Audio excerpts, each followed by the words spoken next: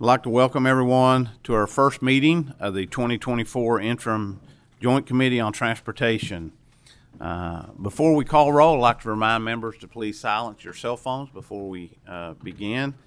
Also remind you that meeting materials are online at the LRC website under the Transportation Committee tab. Madam Secretary, please call the roll. Senator Berg. Senator Carpenter. Senator Mills. Here. Senator Smith. Present. Senator Storm. Here.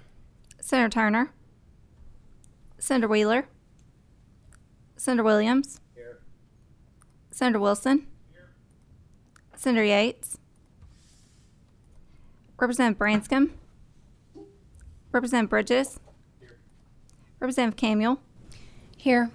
Representative Dixon. Representative Elliott. Representative Fleming. Representative Griffey. Here. Representative Hale. Present. Representative Heverin. Here. Representative Herron. Representative Hodgson. Here. Representative Huff. Here. Representative Imes. Present. Representative Lewis. Here. Representative McCool. Representative Mosier. Representative Neighbors. Here. Representative Palumbo. Here. Representative Roberts.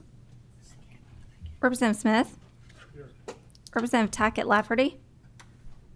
Representative Thomas. Present. Representative Upchurch. Here. Representative Wesley. Here. Representative Williams.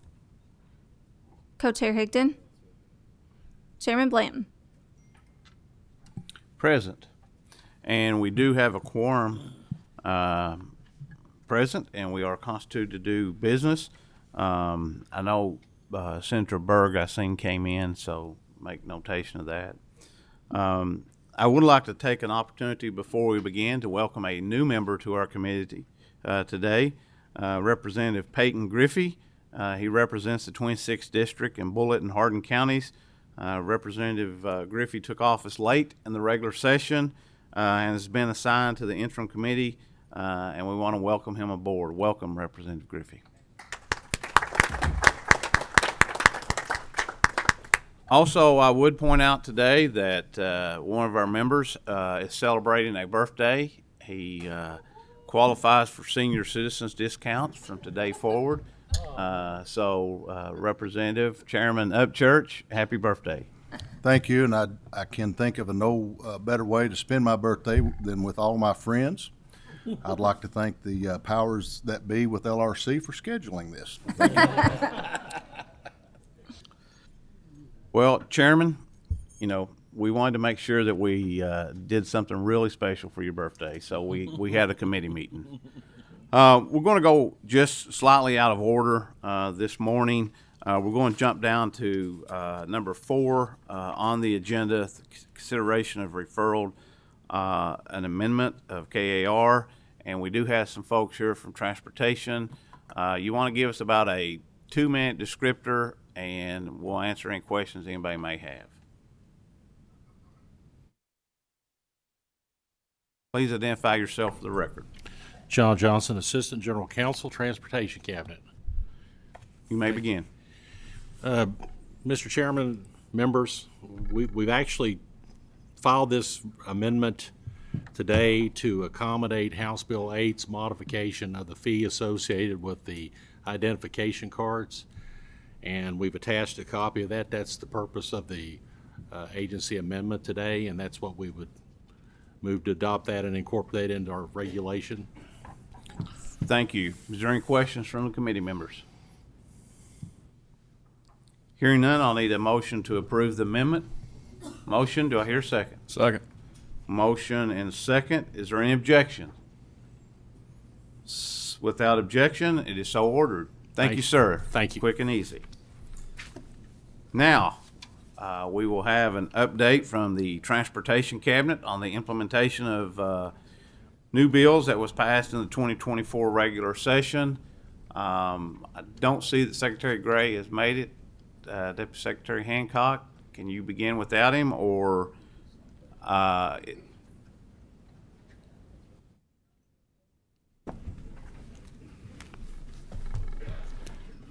Good afternoon, Mr. Chairman, members of the committee, and Here he comes, okay, good. right on time. I was ready to give you an address. It's all good. Okay? Am I still okay? You are fine. Now, I was advised, Mr. Chairman, that Mr. Chairman Higdon had me in his office, so.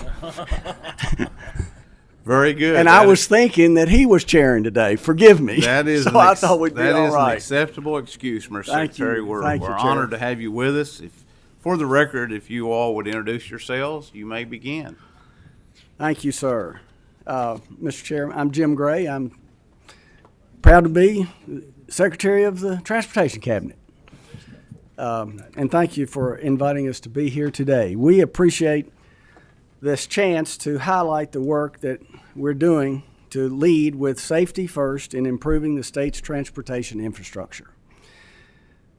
It's the top priority as we create a path forward for the 1,700 projects in the state highway plan this year. We intend to move ahead with as many of those 1,700 projects as we can, as quickly as we can, in the upcoming biennium.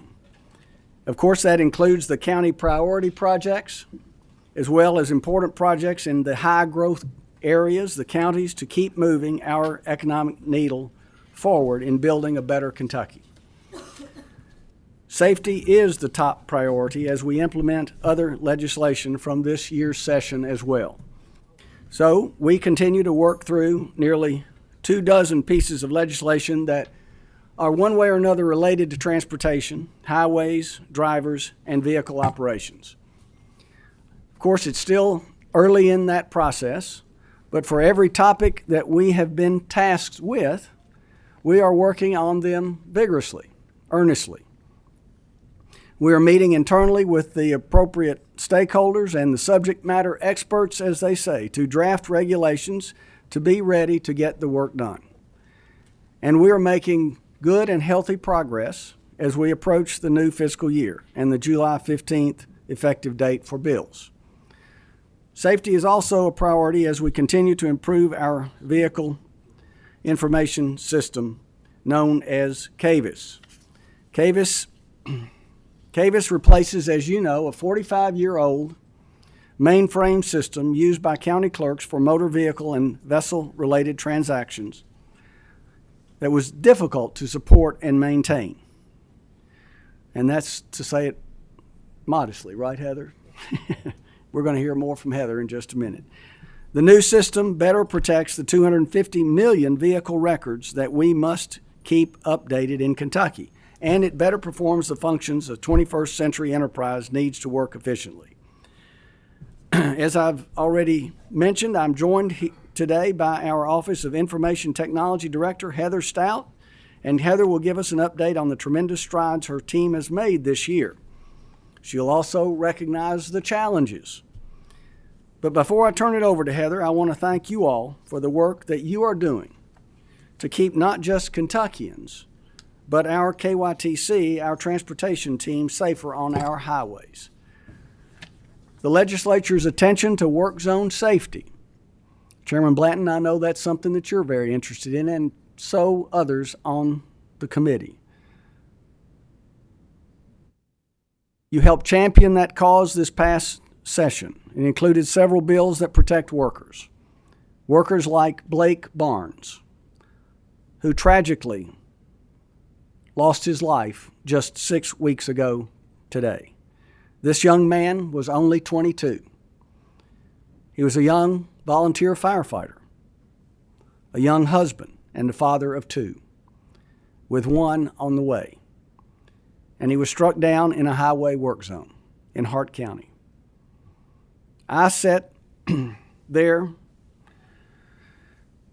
with his family in the funeral home, along with 30 of his co-workers from Highway Districts 4 and 5. We went to the graveside ceremony as well. And all of our team members were wearing high vis, his wife included. I thought of the many things that we have done, that we are doing, to protect Kentucky's public servants on the front lines. And I thought of more as well. But I've thought of things that we're doing, like better signage and crash cushion trucks, and the new legislation that reinforces the move over or slow down law for work crews, emergency responders, and citizens disabled on the side of the road. And I'm thankful for new legislation that amends current law to increase fines and to put teeth into reckless driving in work zones. In addition to fines of $500 or more, drivers now face having their license revoked for violations in work zones. We want everyone to go home safely at the end of their workday. And these changes will help us achieve that goal, all of us. So thank you for your attention to that issue and for your hard work making these legislative changes a reality. It will save lives. But we cannot forget Blake Barnes. More needs to be done for him and for others in our work zones. More must be done to protect Kentuckians, and I urge you to work on that with us. So now I will turn it over to another important project, and that's CAVIS. As I said, Heather Stout and her team have worked long hours before and after the system's January launch to execute the project and troubleshoot in real time. We recognize the impact issues have had on the public, and we're here to say performance has improved significantly. We recognize the challenge that is represented to the clerks. And leading this CAVIS charge is Heather. She has displayed extraordinary leadership and dedication throughout the whole project. And I say routinely that she is one of these public servants and leaders that the private sector would take any day of the week. Her responsiveness and management skills are second to none. She's a known innovator, was just recently recognized by Government Magazine as an innovator, and specializes in solving problems while keeping her cool. So I'll turn it over to Heather now. Now you got to prove everything I said was right. Thank you, Secretary Gray. Okay, I want to do a quick recap on an overview of CAVIS. As we said in the January 30th meeting, largest modernization in Kentucky's history, a generational change to process for the public and the clerks and technology, 250 plus million records migrated, 45 years of code modernized, an impact to every single vehicle boat owner in the state. All related vehicle and tax legislation was reviewed and incorporated into this new system, and it has a vast user base. I think I've heard from all of them in the past few months of MVL, clerks, PVAs, law enforcement, dealer commission, dealers, and on and on and on and on. So just a quick recap on the magnitude of this system. I then want to follow with some comparisons and where we are with collections. So in Avis in 2023, we collected, at this point, same time period, $646 million. In 2024, same time period, $656 million. Number of checkouts, that just means the number of transactions going through the system, 101.7 million in 2023, 1.8 in 2024. And then my favorite part is past due date ad valorem collection. Around 84 million was collected this time last year, and right now we're at 98 million. So a little over 14 million additional in ad valorem collected. So really by the end of the year, this system will have returned on its investment, which is a really great success metric. However, having said all that, as you know, you've heard about the challenges. There are still challenges, and there are things that we're still working to improve upon, and we still want to minimize frustrations that some of the clerks are still having. So this process continues. We have migrated, as you know, in January we were doing daily releases. The team was working 80 plus hours a week, and we've migrated to a much more stable state at this point. We're doing 2-week releases, and we're definitely seeing a change in the type of support requests and phone calls. They're much more repetitive because it's very narrowed issues at this point, or they're issues with the data that we're seeing that needs to be tweaked, something that migrated another vehicle came in that had some kind of an issue and we got to fix it. So there's a lot more specific and much more tailored support requests coming in than what we were seeing in January. Some counties have adapted to Cavis very well and are helping others around them learn the new processes and train. That's working out really well. Converting from that vehicle-centric model to the customer-centric model definitely continues to be a challenge. It's a complete mindset change. So what we're seeing for newer resources to the clerk's offices, they're picking it up just like that because they don't have any preconceived ideas of what it should be. So they're really, and some of the clerks have told me that it helps them seeing this new person come in and get it so easily because they realize, okay, I can get there over time. So that's been really interesting to hear. There is definitely still frustration in some of the clerk's offices.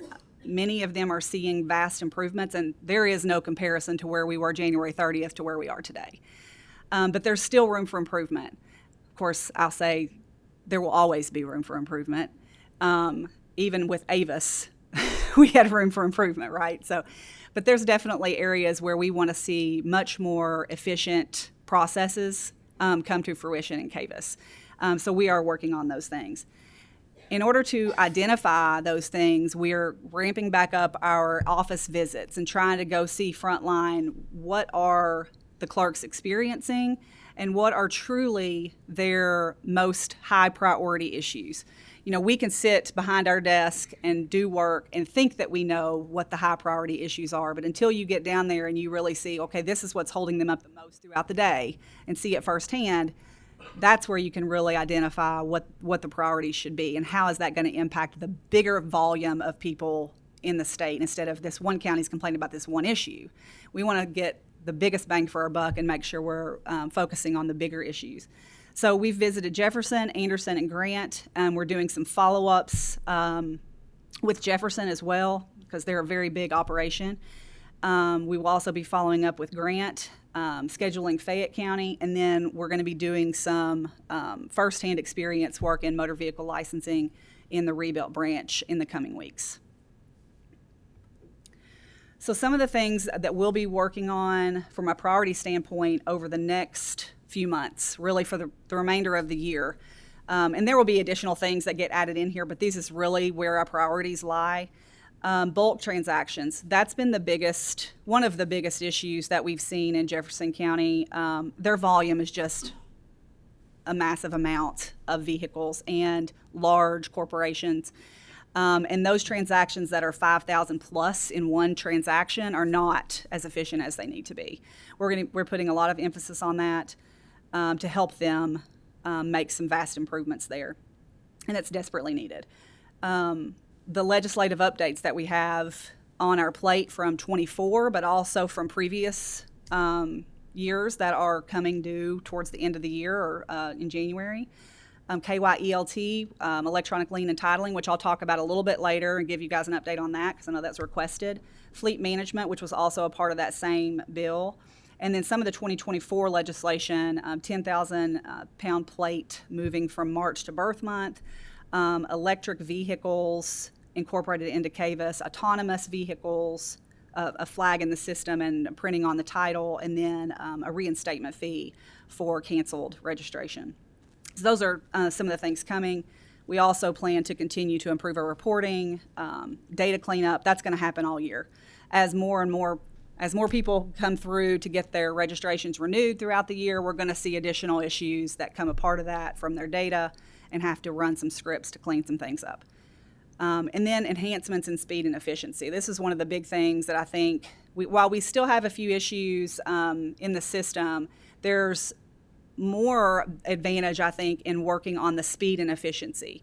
How do we help the clerks do these processes faster? They can do the transactions, but some of them are requiring additional steps that if we can take those things out, it's going to further help them do these things more quickly.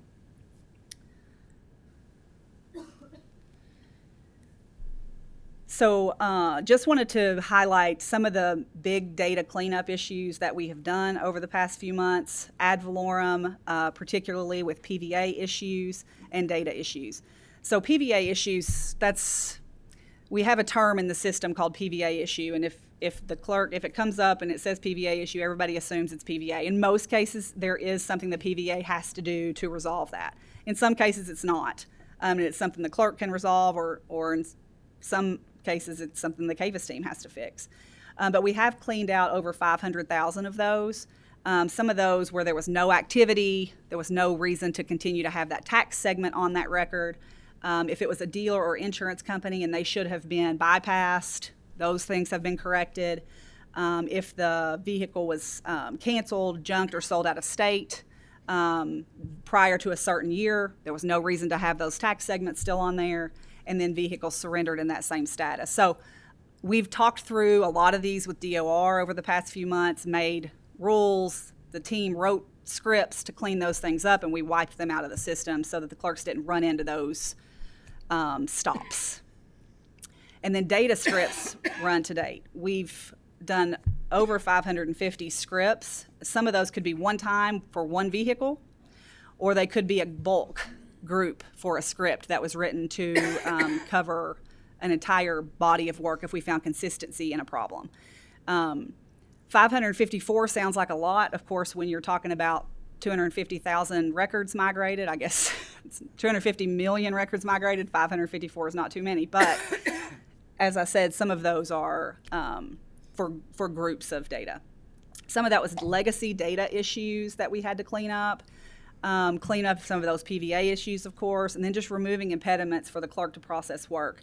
There have been cases where the clerk or MVL has tried to work through a problem in CAVIS and it's actually caused a bigger problem and we had to go and clean it up from a data perspective. That's more minor than the others, but it does happen, and we have to kind of research and figure out how did they do that and get through that. So that is something that we've been working on. Hold on just a second.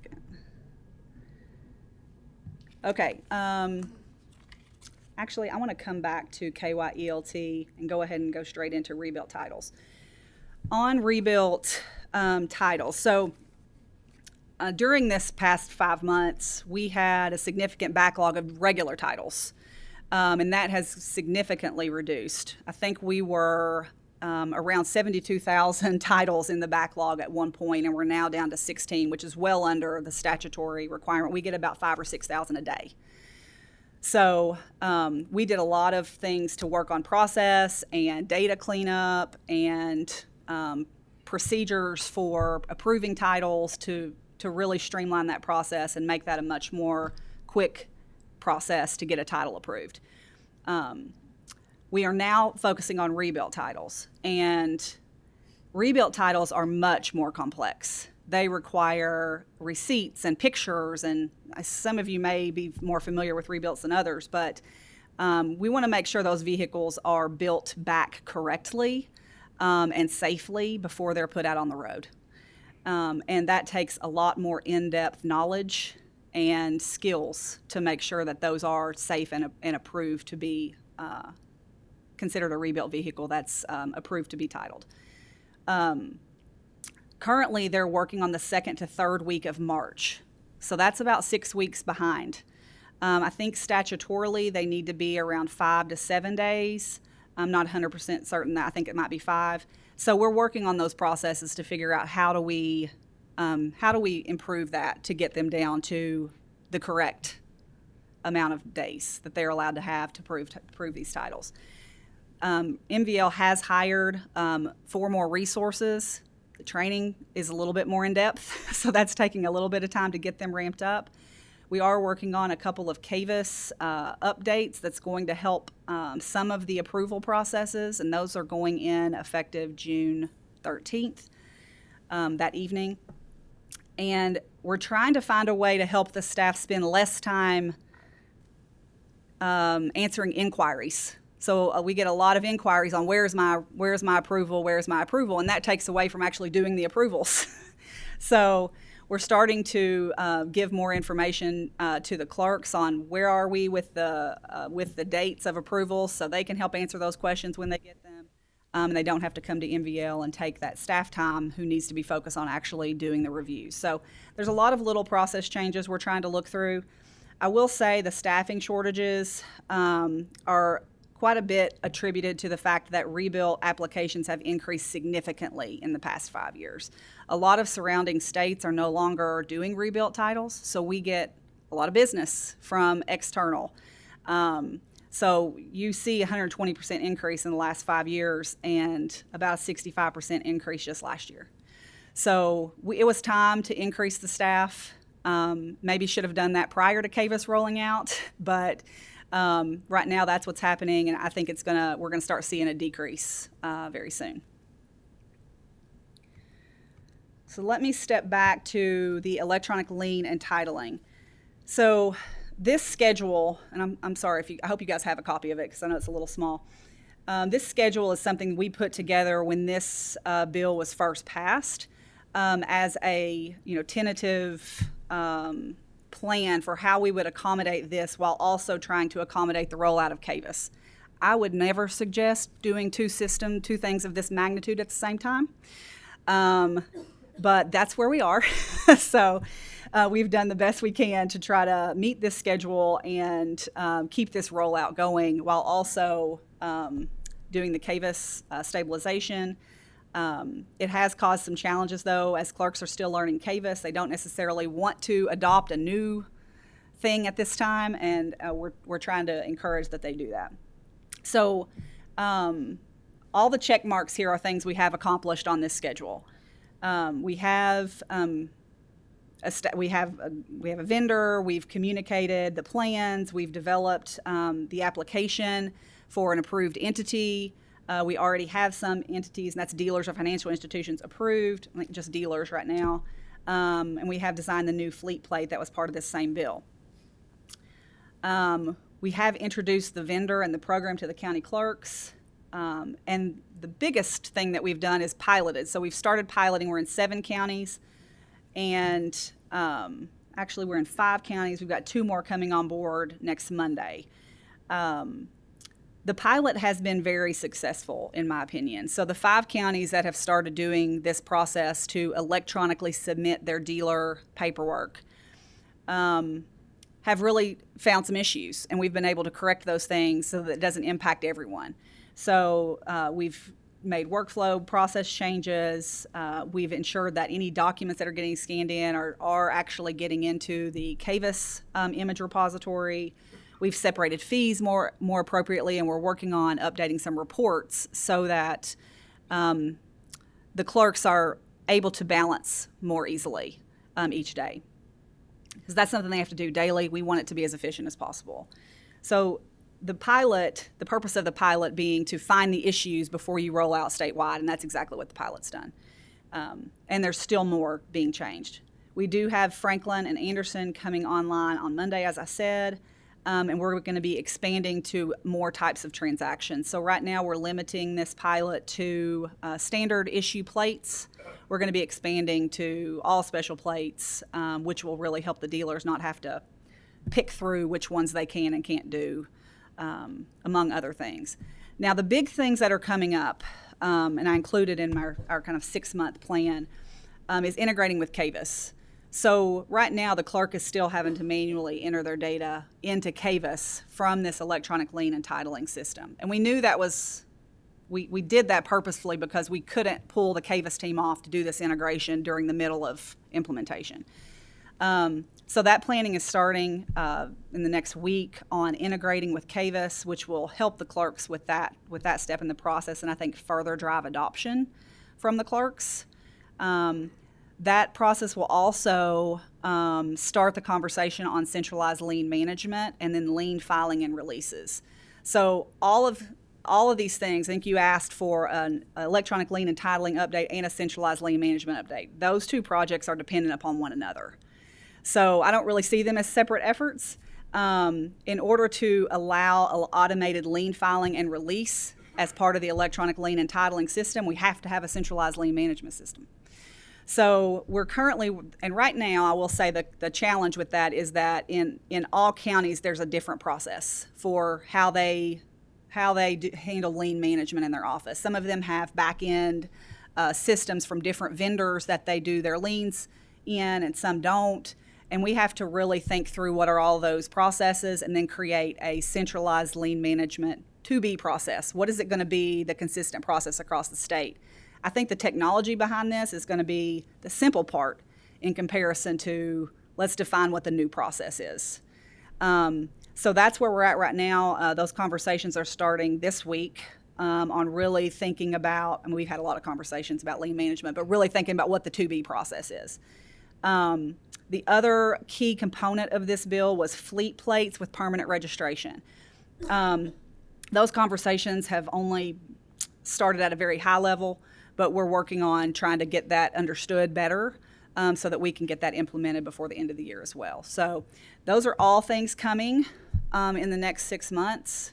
I know it sounds simple, but we're going to get there. We're going to do our best to meet those dates and make all this truly a fairly streamlined process for the clerks and dealerships. I think that's all I have, but I am ready to answer any questions you may have. Well, thank you, Ms. Stout, not just for today, but for all those times when I call and you're willing to help. Thank you, Mr. Secretary. I would agree with the comments you had about Ms. Stout. She's doing a great job with a monumental task. I would say let's keep in mind we're 5 full months now into a brand new system that's replaced a system that's been in place more than 2 decades. Mm-hmm. It takes time. It's impossible to know every scenario and situation. Humans can't do that, right? So we look forward to continue the progress. I know later in the summer, the clerks will be coming and talking about some of the issues. I'm sure that you or a representative will be here to take note and maybe to respond. But thank you for always responding when we've called, and appreciate all the hard work that you and your team has put into this effort. I know when it does finally get somewhat normalized, change is a big disruptor to people, isn't it? Yeah. Even though change is the biggest constant in our life, it's the one thing we hate more than anything is change. So that's a lot of it is that. I will ask one question before I turn it over to members dealing with the CAVUS part, and don't want to get you into another project to be going on, but the real-time insurance part that connects in, what's kind of the status there?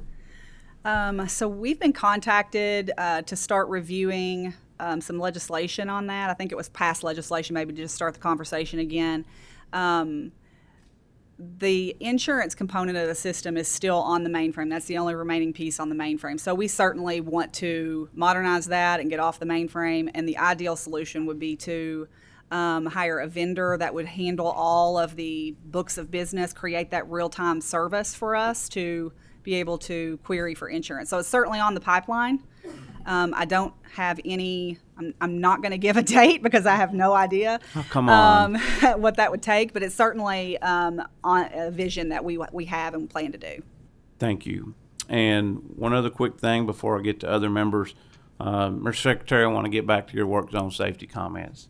Saddened by the tragic loss of this young man, father-to-be. And you have my commitment that we continue working to find ways to improve our work zone safeties for individuals like him. I think I have a pretty good piece of legislation that would go a long way in helping with that. And I hope, as sad a situation as it is, that it highlights the need for something like my legislation does. Because the whole thing we want to do is slow traffic down in these work zones. Not just for the safety of the workers, but for the safety of other people traveling in them. And the type of legislation that we've been working on has proven to be effective in other states in doing just that. And I think we owe it to this young man's memory to continue working on with that. So with that, I'm going to move on to questions. Representative Lewis. Thank you, Mr. Chairman. And Secretary, thank you for coming today. Executive Director, I appreciate your testimony. You hit on many things. I'm primarily having issues that are rebuilt titles from my constituents. I had a gentleman in Clay that had some issues a few months ago, and of course, you know, like the chairman said, it's a monumental undertaking on what you all are doing, and I appreciate that. However, myself and Vice Chair Storm have a constituent in our area in London, Kentucky, who has had several issues with backlog titles, and these aren't cheap vehicles by any means. This guy here, he has several 2021 Chevy trucks, and he's actually having to buy these vehicles back, so it's affecting his business, affecting his cash flow. So I am appreciative of the fact that you are making efforts to correct these issues and streamline processes. So I guess it's a two-part question. My first being, when do you anticipate being caught up? I know you said there's a backlog going back to March currently. Well, I may have to pull, do you guys have an idea of your time frame on when you'll have those resources trained? Generally doing 3 days. Okay. So right now they're doing about 3 days worth of rebuilt titles every 2 days. So based on the current volume of staff, it's going to take a while to get caught up. However, with the training of the new 4 resources, I think we'll be able to speed that up quite a bit. I can't really give you a time frame right now. They're 6 weeks behind. I would hope that in about 3 weeks we can make a big dent in some of that and see where we are and maybe provide an update. Thank you. And then, Chairman, if you'll indulge me. Just 1 second. For the record, and the answer came from, you want to come to the table? Yeah. Yeah. Just state your name so we've got it for the record. My name is Eddie Pagan. I'm the branch manager for registrations and motor vehicle licensing, and the rebuilt section is under my branch. All right. Thank you. All right. Representative Lewis, continue. Thank you, Eddie, for that answer. For those of us that do have constituents having issues, would it be all right to reach out to your all's office and point those out? Thank you. Thank you, Mr. Chairman. Yeah. Representative You can call me Huff. directly, or you can call our office, either one. Thank you, Mr. Chairman. I was a little confused about a comment you made. You said that the rebuilds are more complicated because you want to make sure they're safe for the road. I was thinking that was the sheriff's job to inspect the vehicles and make sure they're safe. So shouldn't that have already been done before the paperwork gets to you? Well, I may have misstated. They do have to verify that all the receipts and the pictures match and correlate with the title application. Is there anything else you want to add? Yeah, the only thing the sheriff is inspecting is just the VIN number of the odometer. Well, no, they inspect quite a bit more than that. I mean, he's not doing a mechanical inspections. Yeah, but I mean, lights, glass, seat belts, horn, signals. I mean, they inspect quite a bit. May I have a follow-up also? Yes.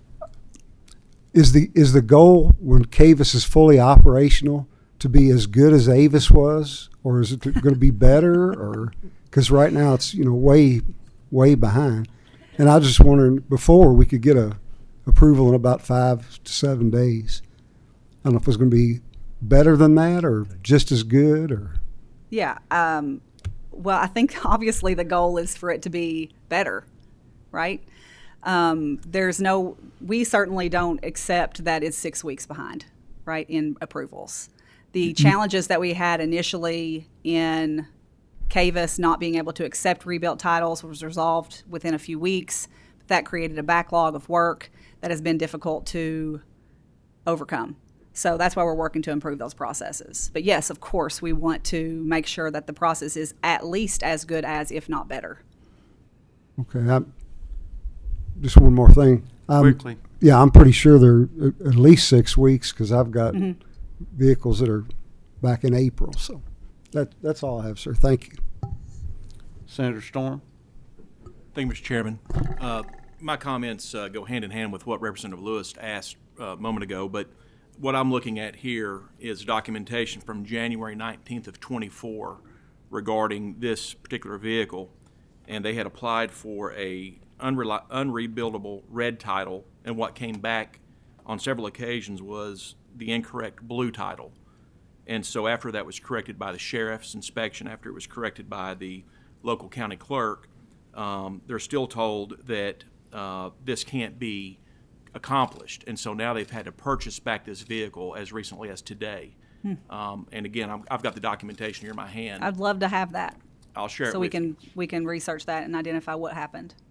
And so the question becomes, are there other areas that you're having difficulties with other than these rebuilt titles? Are there issues with titles going missing or a failure to mail out the titles? No, I've not heard of any issues with titles going missing. Now, we have had returned titles from an address situation. That's not abnormal. There are titles that often get returned to motor vehicle licensing due to an apartment number being missing or something along those lines that has resulted in that title being returned. Yes, one follow-up. Have you experienced any situations where individuals would perhaps pay for the titles to be sent to them, and then you are requiring them to file for a duplicate title even though the initial title's never been mailed to them? That is not a scenario that I've heard. Okay. That may be happening. I just haven't heard about it. So if you do have an example, I would love to be able to research it. I've got some of those as well. Okay, perfect. Thank you. Representative Hodgson. Yes, could you tell me, was Cavis custom built for Kentucky, or was it an adaptation of another off-the-shelf system? Custom built for Kentucky. We had attempted three previous times with vendors to use an off-the-shelf solution and modify it for Kentucky. All failed. So we made the decision to custom build in-house. Okay, this insurance question Representative Blanton brought up, was that in scope of this project? No, I don't believe so. I don't think insurance Okay. was in scope initially. So I have constituents that had trouble with a letter saying they're going to cancel their registration because of proof of insurance, and there's something about the formatting of the data from his insurance carrier not. Is that typical of the problem we're having? Yeah, here? that's been an issue ongoing, even when in Avis. We sent out insurance notices a few weeks ago. Their insurance isn't being canceled yet, but they've got to clean up whatever problem it is if they do have insurance. So they've been contacting the clerks and getting things cleaned up. We are at the discretion of the insurance companies to send us their full books of business with the correct data. And if there is an incorrect VIN in some of their information, we get that, and then it causes issues down the line. So I don't know that there's anything from a system perspective we could necessarily do to prevent that, but we're constantly trying to improve that when it occurs, and we see certain insurance companies that have more problems than others. We reach out to Department of Insurance, have them contact them, and ask them to improve. Okay, thank you. Sure. Representative Upchurch. Thank you. Just kind of going along with Representative Huff's comments on the sheriff's inspections. I know we passed House Bill 833 just this past session. Can you kind of tell me what the status of that is? How that's going to work with with the sheriff's inspection? The electronic vehicle inspection with the sheriffs. Have you gotten a platform for that? Vendors, kind of what's your timeline, what you expect on that as far as getting that up and running? That will help speed up, I think, the inspection process on these vehicles. Has there been any work done on that thus far? We are completely overhauling the sheriff's inspection system right now. Currently, and I'm not sure, this is about appointing other officers to do vehicle inspections. So the system that we're redoing, it will impact that some. And I don't have enough understanding of exactly what that House bill was after to be able to tell you for sure. But I can tell you we're overhauling the sheriff's inspection system. The certification process for inspectors will change and be much more streamlined, getting their certificates, getting renewed, and all of that, which has been a challenge over the years. It will also enable a electronic means for doing the inspections rather than it being via paper to prevent fraud. So that project is also going on right now as well. I expect it'll be implemented sometime this year. Okay. And I'll just add as a comment, I think all of us in here, we hear from these rebuilders quite frequently. Yeah.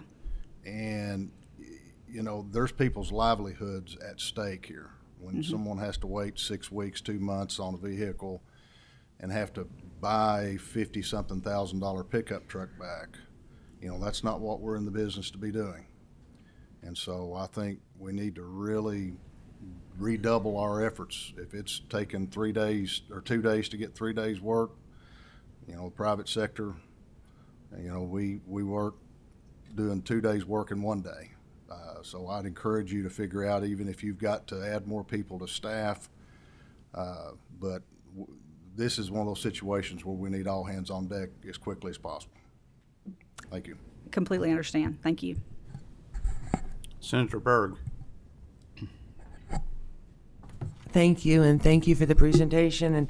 And my question really is, doesn't have much to do with any of it. It has more to do with a safety issue. I had a speeding ticket a while back, right down the street from my home, in what is supposed to be a 55-mile-an-hour zone. And so I have been trying desperately since that speeding ticket to go 55 miles an hour and to listen to the law. And this is just on a little stretch of 71 between like 264 and Zorn Avenue in Louisville. And the aggressiveness of the drivers around me when I am trying to stick to the speed limit on that stretch is getting to the point where I sort of want to start recording it. It's not safe. So I'm letting you know we either need to do a better job with our signage or a better job with what our actual speed limits are, or the message has to be not just slow down in work zones, but guys, you know what the speed limit is and listen to it. Because I'm having trucks trying to push me off because they think I'm going too slow. Point.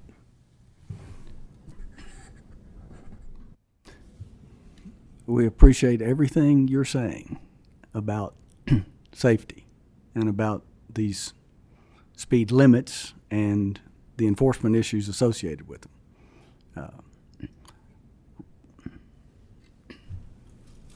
Representative Tackett Lafferty.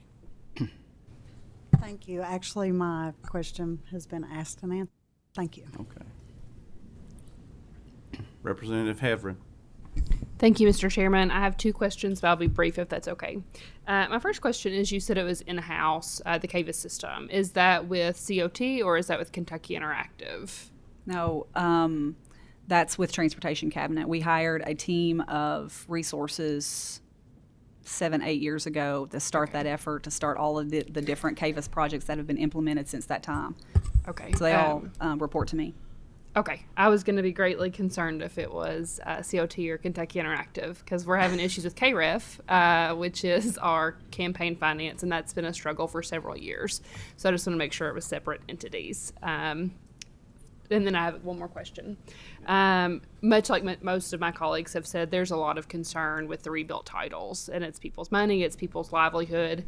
You all had mentioned that you all have hired 4 more additional people to help with that. Do you all plan on, are they working 8 to 4? Are you all giving them separate hours to be able to work longer?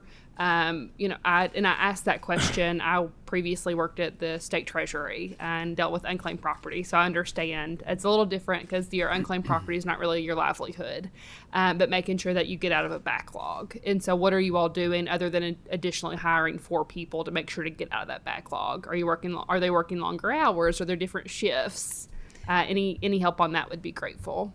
Yeah, so the 4 resources that MVL is hiring will be normal workday, 8 to 4. However, as we've done with regular titles, we have changed processes, allowed overtime, Saturday work, and different things to get caught up on the backlog. And once that catches up, then it kind of migrates back to a normal procedure. So all of those things will be in play. Thank you. I mean, just to give a plug to COT and Kentucky Interactive for the Transportation Cabinet, COT has been instrumental in helping us implement the CAVIS system, and we interface with Kentucky Interactive daily on so many projects, and they've been really great for transportation. So I have heard other complaints from other agencies, but I just want to say they've both been a great help in getting CAVIS off the beaten path. I appreciate that. And can I have a follow-up comment, Mr. Chairman, just to you? Yes. Mr. Chairman, I would like to request if we could get monthly updates of where they are on the CAVIS update. I think that would be helpful for us and our constituents, and making sure we can provide the right education to them and let them know that you are working diligently to do that. Thank you. Thank you. Senator Mills.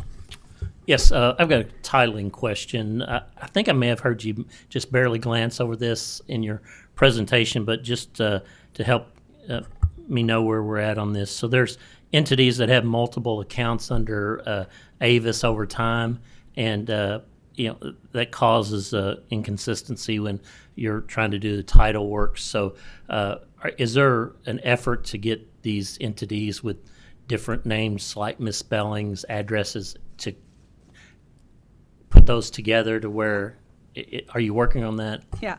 Okay. So right now, I'm sorry if I cut you off. No, you're fine. Right now, there is a very robust customer merge process that the county clerks are capable of doing, merging or unmerging records to get each of us an individual record in the system. I know I was in there 4 times myself and had to be merged together to create one record. That is coming for organizations. So it is definitely there for customers, but then for dealerships or any other business organization that have multiple out there, we're working on that organizational merge process. So yes, that is coming. It's a little more complex because you can't. What do you match them against? You want them all to have the same FEIN, for instance, but they might have 15 different addresses or 100 different addresses in the system. So how do you really, we're trying to figure out how the best way to make sure we merge those correctly. Okay. Yeah. But the effort's ongoing. Yes, Okay. 100%. Thank you. All right. Ms. Stout, thank you again for your work and dedication to this project. You are moving forward and making progress each day. And we look forward to continuing to not only see the progress being made, but to hear back from you as we move through the interim. As I said earlier, we will have some of the clerks in later in the summer. And we appreciate you coming, taking the time out of your day, and doing such a thorough presentation. Thank you. Thank you, Mr. Secretary, as always, for your work and all your staff's work over the Transportation Cabinet. Can I say one thing just as a footnote? You may, sir. Mr. Chairman, I just wanted to refer back to Chairman Upchurch's question about House Bill 833, just to reassure you and punctuate that we are working to promulgate regs associated with it. Yes, sir. All right. Thank you all. And before we adjourn, members, because is our last testimony, I will, just for informational purposes only, remind you that in your packets there is a memo from the Department of Revenue regarding changes in the fuel tax rate for the next fiscal year. And it's because of changes in the average wholesale price of gasoline. So that's just an FYI for you. Also take note, the July meeting would have fallen on Independence Day holiday, so it will not be until July the 15th at 1 o'clock here in this same room. If nothing else, then we will be adjourned. Thank you.